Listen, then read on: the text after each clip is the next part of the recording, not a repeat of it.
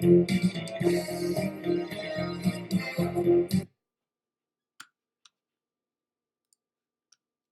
back to another episode of Mike's MMA Picks Fight Morning Quick Card Breakdown, brought to you by BetDSI as well as our friends at MMA Oddsbreaker. UFC 242 is upon us. Abu Dhabi, tremendous fight up top between Dustin Poirier and Khabib Nurmagomedov. Should be an incredible fight. Nice co-main event, and up and down the card you'll notice a bunch of foreign fighters. Home crowd will be in effect. I think if these fights do go to the judges, don't be surprised to see some home cooking, so be prepared for that. Let's get things started right off the bat with the first fight on the card. We've got Don Madge, the Magic Man, taking on Madge-Ziam. Ziam fighting out of France, 10-2 record, nicknamed the Smile Killer. Interesting nickname. 7,500 in DraftKings, plus 155 underdog. This is one of the closer lined underdogs to look out for. Don Madge coming in, South African fighter, 71-inch reach, 8,700 in DraftKings, minus 175 favorite. Madge, 28 years old. When you look up and down his record, he has a few losses to the same fighter. That's been pointed out by a number of folks. His fight versus T. Edwards, we got to see a few different parts to his game there. He fought a calculated approach, landed a few straight punches, almost pulled off an armbar in that fight, and came out with some killer instinct in the second round. T. Edwards was talking up a tremendous pre-fight hype and got completely blown out of the water in that fight. So now Madge is, he had been working with Cyborg, helping her prepare for Amanda Nunes. I want to see how that translates here to a short notice replacement French fighter who, I'll be honest, on tape, I like what I see from this underdog. Ziam, he's a fairly dynamic striker, not afraid to go to the ground, has 2 rear naked choke losses on his record. When you look at this kid, he's only 22 years old, yet he's been fighting professionally since 2014. So this kid must have turned pro around 17. The thing that is a downer here for me, because I don't see Ziam getting completely blown out of the water early. The short notice is an issue to me. Ziam, when you go and look at his professional record, he actually came onto the scene as a middleweight. And this fight takes place at 155 pounds. This fight isn't expected to go to a decision at minus 160. Madge, headed into this fight, thinks he's already got the fight won. The transformation of Don Madge has me enamored from a DraftKings point of view because he does throw significant numbers of strikes. The layoff that he's had recently, he blamed on his management, and I really tried to dig deep to find out what was the holdup. So this fight, I'll be honest, I think this fight is closer to a coin flip than most give it credit to. So I'm going to lean Don Madge here. I believe Ziam is actually he's going to fight his heart out. And I would not be surprised to see Ziam come through here. But my pick is going to be Don Madge. Inside the distance. Next up, we have Zach Cummings taking on Omari-Akhmedov. Akhmedov, fighting out of ATT, is your $8,300 favorite, minus 125 at the betting window, taking on Zach Cummings, who is a former light heavyweight, 7,900 plus 105 at the betting window. Cummings has a 2-inch reach advantage in this fight, 23-6 overall record, coming off of a finish of Trevin Giles. I have a hard time personally rostering Zach Cummings after his horrendous performance at 170 pounds against Michel Prazeres. That was very concerning to me. I liked what I saw of Akhmedov when he fought Al Hassan. That fight, I thought he was going to get his head taken off. He hung in there, showed a great chin. Same in the Vettori fight, in the Boch fight. With Akhmedov, he's 18-4-1 fighter. A concern of mine is that Zach Cummings has never been knocked out. He's been submitted. He was in there with Santiago Ponzinibbio. This fight takes place at 185 pounds. I have a hunch, if it does make it to the judges, which odds say it will at minus 145, I have a hunch that we'll see Akhmedov getting his hands raised. I went back to the Vettori fight and was shocked at the accuracy, even though Akhmedov was winging bombs, these crazy hooks, leaving himself wide open straight down the middle. So Cummings may look to capitalize on that. But Akhmedov is going to be looking to land with power. We haven't seen... Akhmedov has the Sambo background, but we haven't seen him on his back very often. Cummings has the wrestling to potentially get it there. And if he does, that's where I believe he will have an advantage. The longer this fight goes, Zach Cummings will have an advantage. But if it goes to the scorecards, throw that out the window, especially in Abu Dhabi. So I'm going to be picking the minus 125 favorite. I won't have much of Akhmedov in DraftKings just because he is Cummings is a tough guy to finish.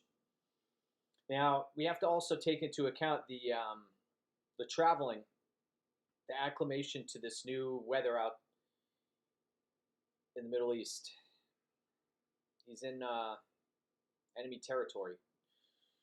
So give me Akhmedov to get the win over here. Next up, we've got Canadian Nordin Taleb headed to take on Muslim-Salikhov.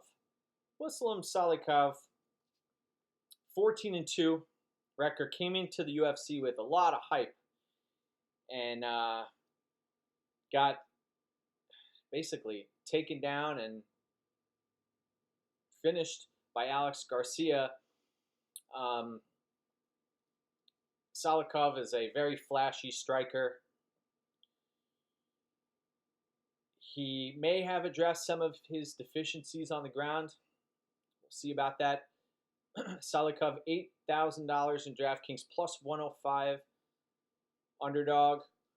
Nordin Taleb, both of these guys are actually getting up there in age. So Salikhov, 35 years of age, and Nordin Taleb, 37. Nordin Taleb, 8,200 in DraftKings, minus 125 favorite at this juncture.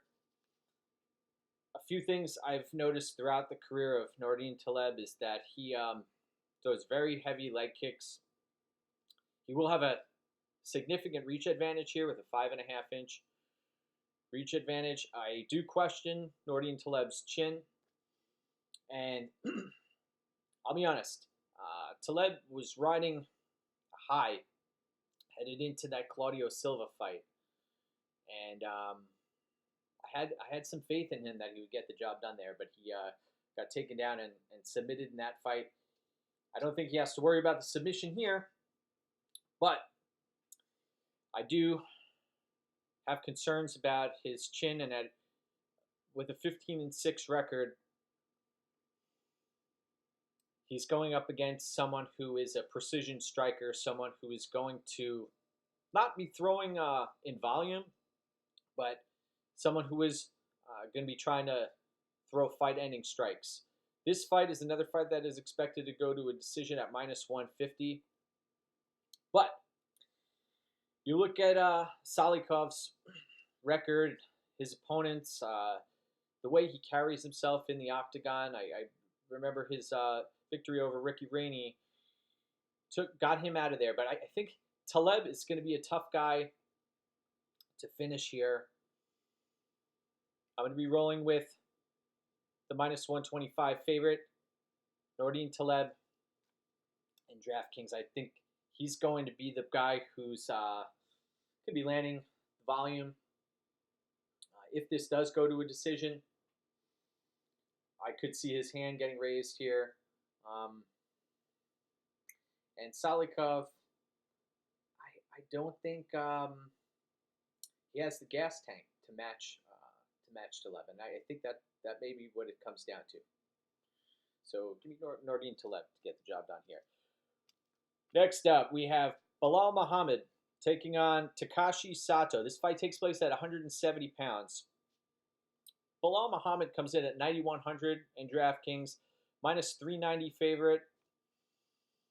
Fighting out of Rufus Sport, taking on Takashi Sato, who is a Japanese fighter, 7,100 +310 underdog. I went back and watched a few of Sato's fights, and the way he delivers his strikes, the way he stands and conducts himself inside the octagon reminds me a lot of Darren Till. He's southpaw, throws the 1-2, and also his evasive movement is similar, striking defense.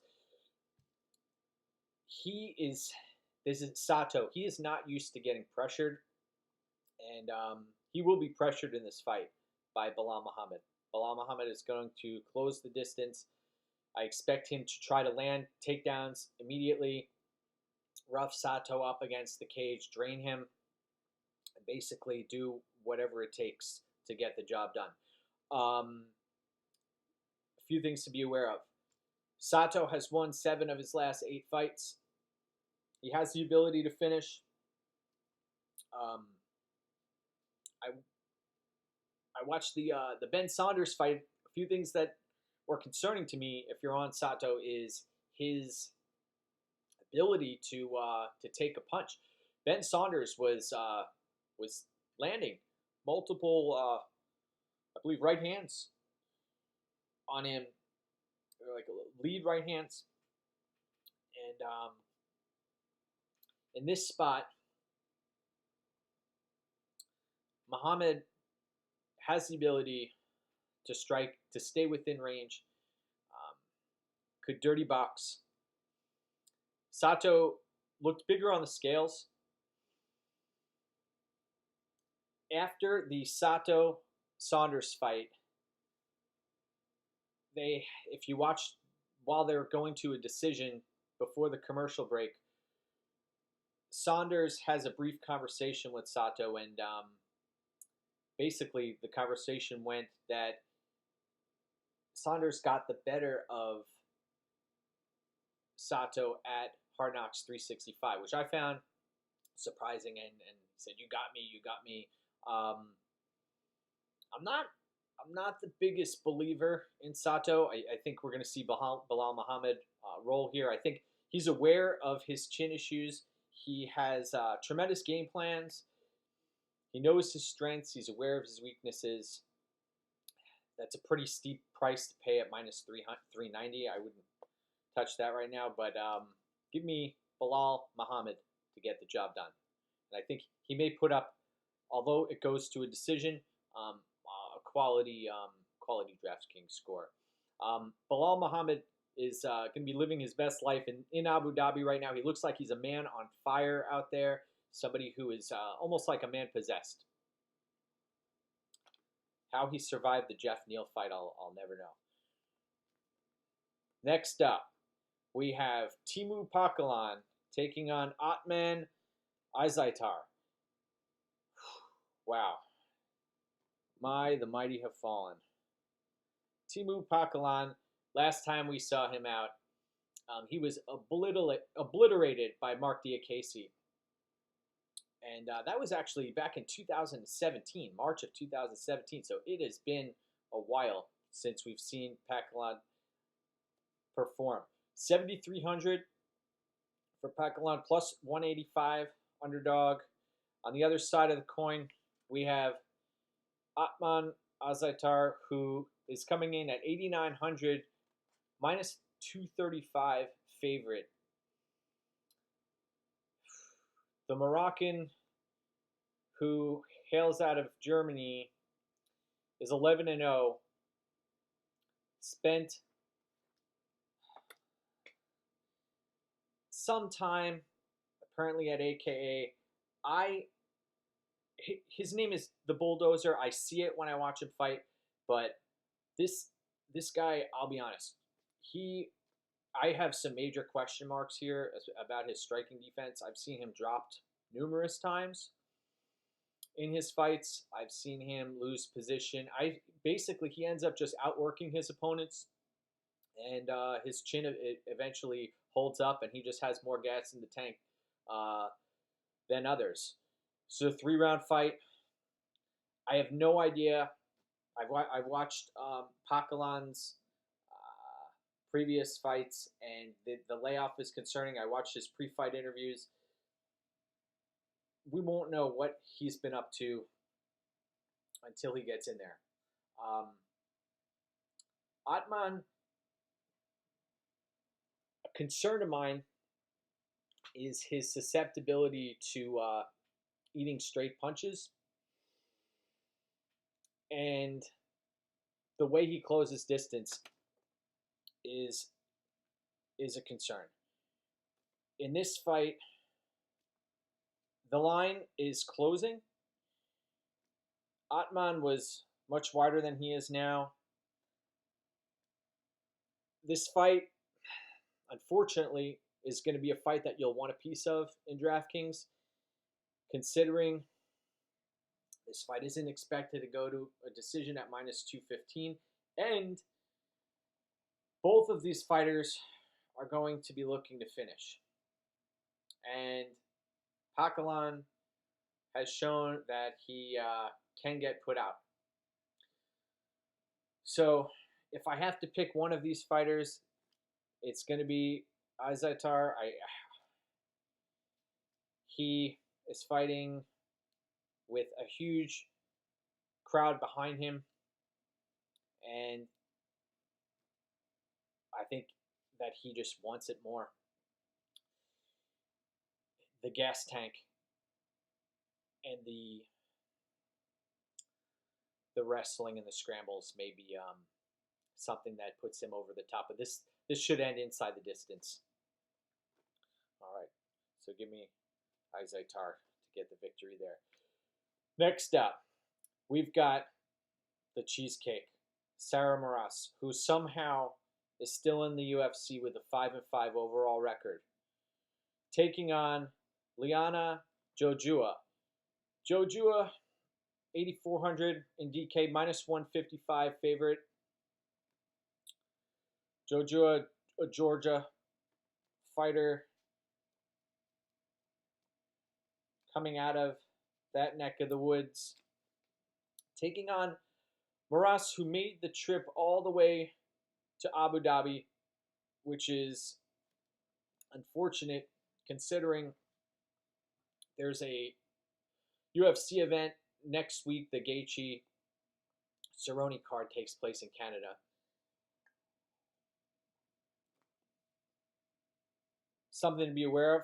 If you watched weigh-ins, you'll know that Moras came in a few pounds overweight. Moras is 7,800 in DraftKings, a plus 135 underdog. Sarah Moras is 31 years old. Jojua, 24. This fight is, when you look at other women's fights out there, this fight is actually the odds for it to go the distance aren't as wide as you'll see in most in the typical women's fight. This is sitting at minus 190 right now. You look up and down Sarah Moras' record. She's actually fought some legitimate competition. Raquel Pennington, Jessica Andrade. She fought Macy in her last fight. And granted, she's taken losses, but in some of these fights, she's shown some adversity and hasn't completely wilted right off the bat. There is a potential here for a submission by Moras. I don't feel comfortable picking Moras in this spot, considering her previous performances, considering if she doesn't get a submission, she is pretty much toast out there. And Jojua has shown a propensity to excel in the wrestling department. She's a little bulldog. And I'm going to be picking Jojua to win in this spot. But I will say that Moras, I do consider her a live dog early, that there is a potential there for her to lock something up. She looks like she does have a size advantage. Jojua is much thicker in the lower body. All right. Next up, we have the return of Zubaira Tukhugov. Tukhugov, we haven't seen since his split decision loss to Renato Moicano back in 2016. Prior to that, he lost a split decision to Nover, he won a split decision against Nover. And what shocks me when I'm looking at DraftKings prices, 9,500 is that's a little too much for me, considering the spot that we have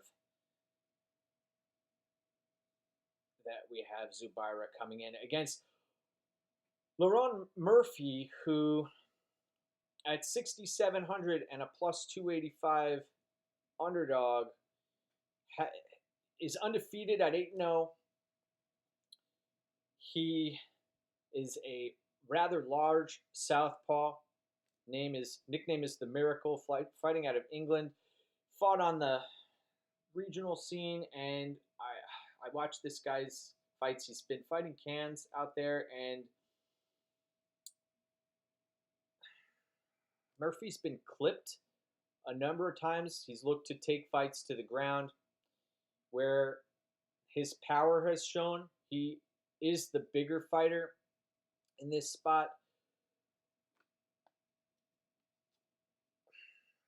Zubaira's been head kick, he's taken a head kick KO back in 2012. That was, 7 years ago. How could you, in your right mind, expect something like that to happen again? Tukhugov was able to take Moicano down a number of times, yet wasn't able to do anything with it. I really think he had a big problem with the length of his opponent, and he may run into some problems here against Murphy, who is going to be the taller fighter, the longer fighter. But what type of get-up game does Murphy have? That's what we don't know.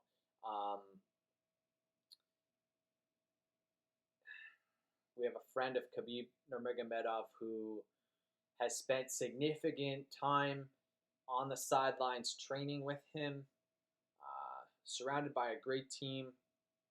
Now, I mean, if he was 31, 32 years old, 33 years old, I'd be more concerned. I don't feel comfortable laying the minus 355 on someone who's been out for 3.5 years, but especially against someone who is potentially dangerous on the feet. I am going to take Tukhugov to win a grappling heavy decision in this spot. This fight is expected to go to a decision at minus 145.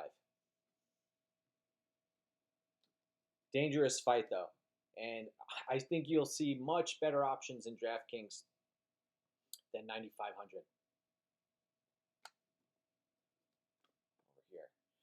Next up, we're moving up this card. We're getting closer. We're at one of the featured prelims. Joanne Calderwood taking on Andrea Lee. Andrea Lee, 11-2 professional record, 8,800 in DraftKings, minus 230 at the betting window. Joanne Calderwood, 7,400 plus 180 underdog. Calderwood has seen a resurgence since moving to Syndicate MMA in Las Vegas. Her physique has transformed.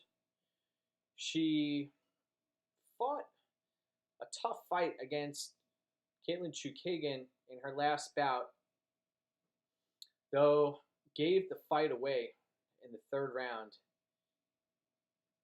And man, someone needs to contact Chookagian, and the kias in between her strikes really do sway the judges.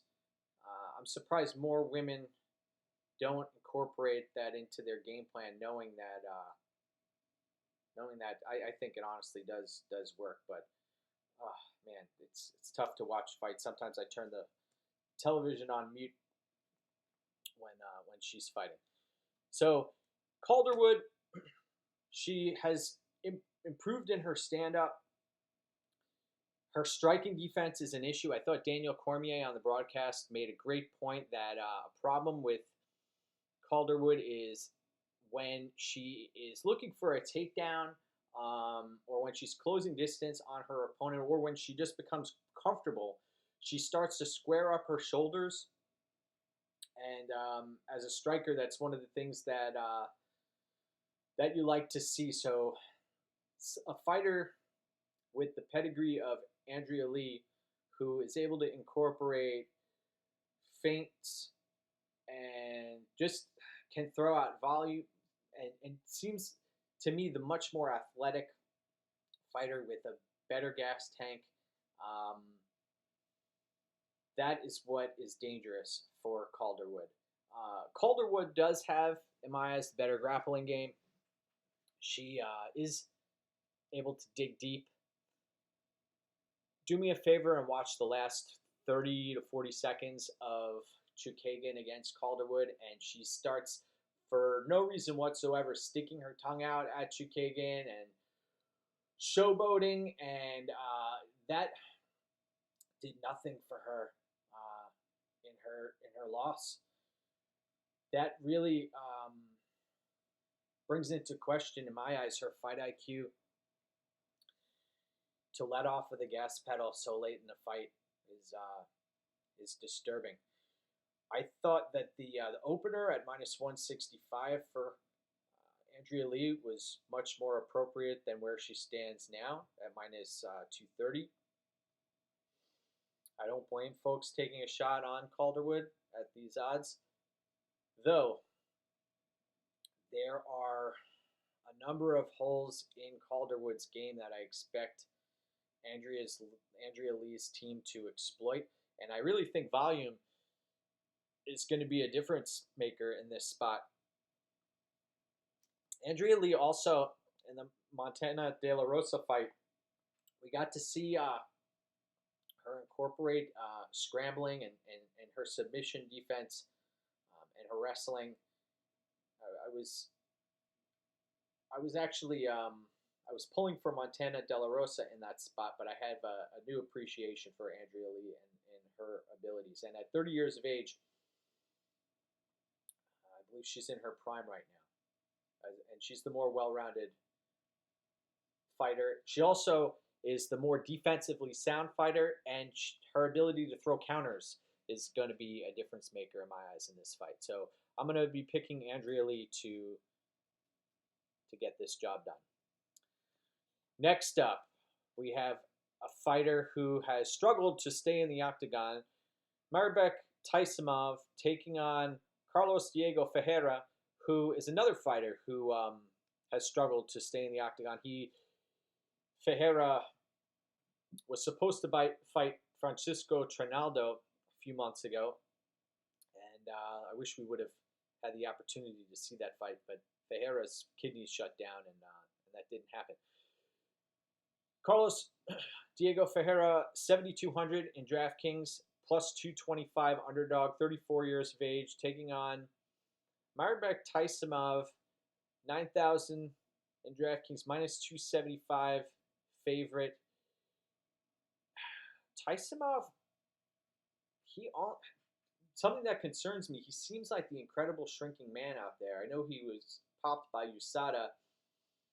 Only fighter to not take his shirt off on the scales at weigh-ins, and seems like his physique has changed a little bit.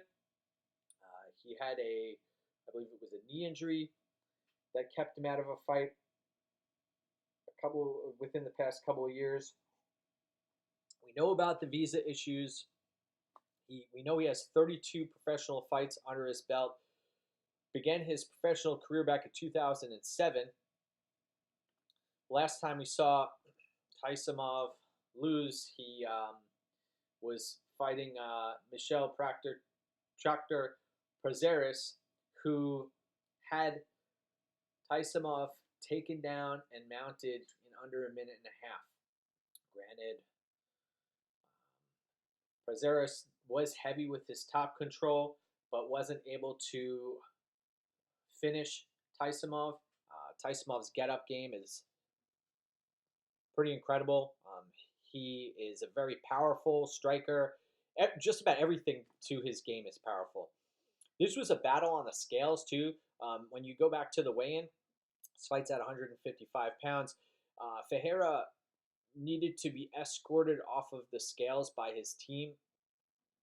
He looked like a few hours later when we had the ceremonial weigh-ins, he looked a little bit better. But when you're taking on someone like Mairbek Taisumov, who possesses the power, the fight-ending power with a 27-5 record, that's concerning to me. Granted, you look back at Taisumov's last fight, he came in at 161 pounds against Des Green and wasn't able to finish the job there. Did look rusty in that fight. Has had some extra time off. This fight is not expected to go to a decision at minus 150. The Brazilian Jiu-Jitsu of Carlos Diego Ferreira is incredible.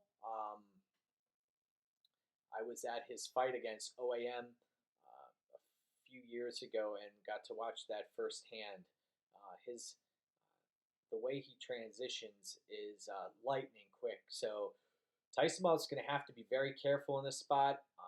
Ferreira may be somebody you want to target in DraftKings because there are not many underdogs who have a legitimate shot at winning at the lower prices besides Poirier and Murphy. Murphy is a dangerous fighter. I would give him a second and third look. When you go back to the Murphy fight, people say that he's very quick. I don't see the quickness in Murphy's striking. He seems he's very long, but the way he throws his punches, his opponents may be able to evade them. But let's get back to Ferreira.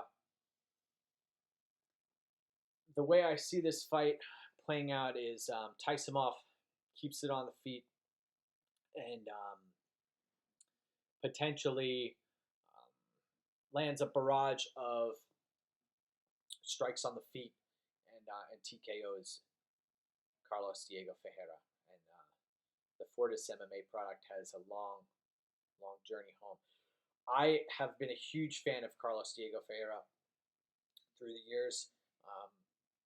His fight against Jared Gordon, I was very impressed with that victory.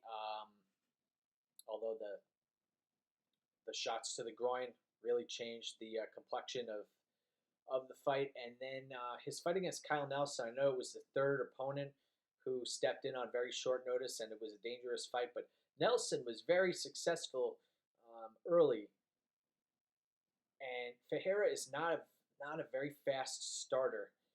Taisumov may come out guns blazing and hurt Ferreira early. So I'm going to be picking Taisumov to get the win here. Don't rule out a Ferreira submission, though. Next up, we have a very interesting heavyweight matchup between Shamil Abdurakhimov taking on Curtis Blaydes. Curtis Blaydes 11-2, fighting out of Elevation Fight Team in Colorado, makes the long journey out to Abu Dhabi. Blaydes has a 4-inch reach advantage. He's 10 years the junior of Shamil. These guys, when they hit the scales, large heavyweights. Shamil came in at 257 pounds. Curtis Blaydes, 251 pounds. Shamil 6,800 plus 390 at the betting window. This fight is not expected to go to a decision at minus 190. Then you look at the other side of the fight. You've got Blaydes coming in at 9,400 in DraftKings, minus 505. Very wide line right now. This fight, you have a Russian heavyweight who has legitimate wins over Walt Harris, Andrei Arlovsky. He was beating Derek Lewis for the majority of their fight. And Shamil does possess fight-ending abilities. Curtis Blaydes, on the other hand, something that sold me on Blaydes is in his, and he's a guy who speaks the truth. I trust what he says in his pre-fight interviews. That when he fights, he wants to in this contest leave no doubt, and that he doesn't care what the fans want as far as playing Rock'em Sock'em robots and getting that 50K bonus. He will do whatever it takes to win and is comfortable implementing a wrestling-heavy game plan. And I expect that to be the case here. Of course, these are heavyweights. And Blaydes, there is a chance that he gets clipped in this spot, but I watched Blaydes go into enemy territory against Mark Hunt and get rocked early, find his wits, and do what he had to do to win. I really liked his performance against Alistair Overeem. Took his time, got the takedown when it was there, and just the conditioning ended up playing a huge role in this. This is somebody who really takes a lot of pride in his conditioning and work ethic. And beyond that, 11-2 record. This at 9,400, maybe a piece of the puzzle for DraftKings. Khabib, I expect to be the highest owned fighter on the card, and I understand why you have 5 rounds to work with, and Poirier is going to be fighting his heart out. So I'm going to be picking Curtis Blaydes in this spot. Next up, we've got Islam Makhachev taking on Davi Ramos. Davi Ramos 10-2. Islam Makhachev 17-1. This guy's been racking up the wins. Last loss was to Adriano Martins back in 2015. 9,200 for Makhachev, and then we have 7,000 for Davy-Ramos. This is a lightweight fight. This fight, despite Ramos being a tremendous Brazilian Jiu-Jitsu practitioner, is expected to go to a decision at minus 270. Last time out, Davy-Ramos we saw take on Austin Hubbard. Had a few spots there where he could have finished the fight, but Hubbard fought his ass off. He's a teammate of Corey Sandhagen. They really have a good thing going over there in Colorado. This is obviously a different opponent. Islam Makhachev is a teammate of Khabib Nurmagomedov. Islam is the taller fighter. He has tremendous wrestling, and we got to see that on display against a very, very game opponent in Arman Tsarukyan in his last fight. We got to see what Islam was made of. He had to dig deep against a short notice opponent. Man, Davy-Ramos needs just a few seconds to end a fight. And he does have, although sometimes his striking looks Neanderthal in nature, Ramos that is, he does possess power, and Makhachev should be fighting a very defensive fight here, looking to evade. I would like to see what happens in the grappling exchanges. I hope we don't see Ramos on his back and Makhachev hovering over him for the majority of the fight. I'd like to see them engage and grapple and see what Makhachev has in store as far as submission defense goes. So I'd like to see these guys get tangled up. Minus 355 for Makhachev is, in my eyes, a little bit wide for my liking. I believe this is a much closer fight. And Ramos, he may have a couple of tricks up his sleeve here. He showed us some striking that we didn't see in previous fights.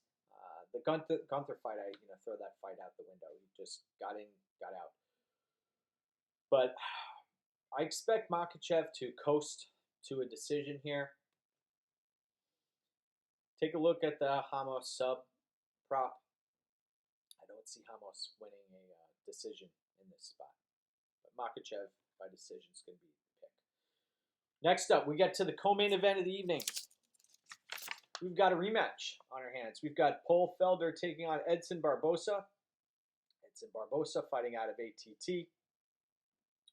Paul Felder fighting out of Rufus Sport. Both of these guys getting up there in age. Paul Felder, 35 years old. Edson Barboza, 33. Barboza obviously has much, much more damage on the odometer. When I watch tape on these fighters, I mean, we know exactly who these guys are. They fought on the main card, and they've been in main events. Well, Barboza has. Something that jumps out right off the bat is the discrepancy in speed. Barboza is much quicker in landing strikes and retracting his leg after he lands strikes. Paul Felder is a blood and guts Muay Thai striker who isn't going to be able to land in volume. In my eyes, 7,700 for Paul Felder, plus 130 underdog. Barboza, 8,500, minus 150 favorite right now. Both of these guys have a lot of respect for one another. I thought when I go back and watch the Oliveira Felder fight, You take a look at Paul Felder's submission defense, and I was really shocked that he survived that choke um, that Felder had him in. Very, very close. I see a replication of the fight that took place a few years ago. I expect Barboza to be ahead on volume throughout the majority of the fight. And I'll be honest, when I went back and watched the Paul Felder James Vick fight, I did not expect Paul Felder to win a decision over James Vick. I thought that Vick had the output that would really cause Felder problems, but it didn't work out that way. In this spot, I can understand why folks are on Felder. I think the elbows will be there for him. I think we're going to see some spinning attacks. It all comes down to Barboza's awareness and his striking defense, because we know that Barboza is the more technical striker. He does, in my eyes, throw with more power, and is the more seasoned veteran. Felder's had his opportunity in a number of different avenues outside of fighting. Barboza has been committed to this his entire life. So initially, I was really concerned about the damage that Barboza has been taking, but I am gonna pick Barboza in this spot. I think Felder really is going to have to pour it on and make himself vulnerable to win this fight. I realize that Felder is very live in this spot. You look at up and down the card, he's one of the best price underdogs from a DraftKings perspective, and at 7,700, I expect high ownership. And I could see Felder coming through, but I want to see how this plays out, and I'm fearful that it may turn into a kickboxing match. So give me Barboza. Now we're at the main event of the evening, folks. This is what it's all about. We've got Dustin Poirier against Khabib Nurmagomedov to unify the belts. Dustin Poirier fighting out of ATT. Khabib Nurmagomedov fighting out of AKA. What can I tell you that you do not already know? I will say this, that this is an opportunity for both fighters to show us how great they are. I believe for both fighters, this is the best opponent that they have ever faced. And you look at the 27-0 record of Khabib, a fighter who's never been broken. You look at Dustin Poirier, and he does have 5 losses on his record. Granted, he fought down at 145 pounds for a portion of his career. Poirier is going to have a 3-inch reach advantage. You look at the pricing in DraftKings, 6,900 for Poirier. I do think this line should be closer, plus 340 underdog right now. For Poirier, Khabib 9,300 minus 430 favorite. This fight, I believe, is being broadcasted throughout the world, especially in a number of Muslim countries, predominantly Muslim countries. Khabib Nurmagomedov does not feel the pressure. He is as cold as ice and is a machine. It's going to take Dustin Poirier's best shots, and I believe that Khabib Nurmagomedov, I know he's got a lot of pride. He will stray from game plans, and he does have legitimate stand-up. I mean, people can point to the Conor fight, the Iaquinta fight, the Barboza fight. But I do not think it's smart for Nurmagomedov to mess around at all with the stand-up. I believe he is going to do his best work, use common sense, and get this fight to the ground, first to the cage and then to the ground. He has a number of avenues to get this fight there, and I expect that to happen. The question is, can Nurmagomedov break Poirier and finish him? I understand folks picking the decision prop,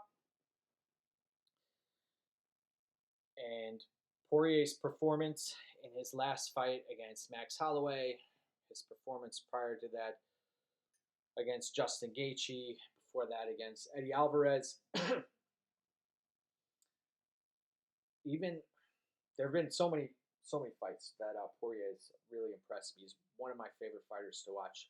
You talk about somebody who digs deep, somebody who wears their heart on their sleeve, somebody who's a upstanding citizen, excellent fighter. A couple of issues that I've had with him are he's not afraid to put himself in a bad position to try to stand up. You go back to the Jim Miller fight. I was at that fight against Jim Miller, and looked like he was about to take Jim Miller down. Jim Miller gets up, manages to take Dustin Poirier's back, and could have finished the fight in that spot, Jim Miller, but Dustin was very scrambly in nature, and then ended up pulling that fight out. But back to this matchup, Poirier against Khabib. I will be staying away from this fight from a wagering perspective, but you're going to need a piece of this in DraftKings. And at 9,300, Nurmagomedov has the potential in 5 rounds to put up a tremendous amount of DraftKings points, as does Dustin Poirier. We've seen in, what was it, the Cormier-Miocic fight took down a GPP, someone who stacked that fight, took down a major GPP. This could potentially be a similar type of fight. The challenge, though, is Khabib has the ability to completely nullify Poirier. And this fight could get ugly.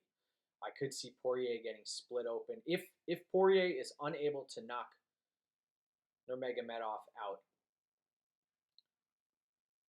I could see Poirier getting split open and finished late, despite giving his best effort. Look at these records: 25-5 for Poirier, 27-0 for Khabib Nurmagomedov. It's going to be a phenomenal fight. I'm looking forward to watching it. I'll be picking Khabib Nurmagomedov to win, and I believe he will win inside the distance late. I think he's just gonna be too much for Poirier. But in my heart, I'd love to see Poirier come through here. So everybody out there, have a tremendous fight day in the morning tomorrow, bright and early. This podcast has been brought to you by BetDSI as well as MMA Oddsbreaker. You can find me on BetMMA.tips as well as CapperTech. And don't forget, next week we head to Vancouver. Have a good one, everybody.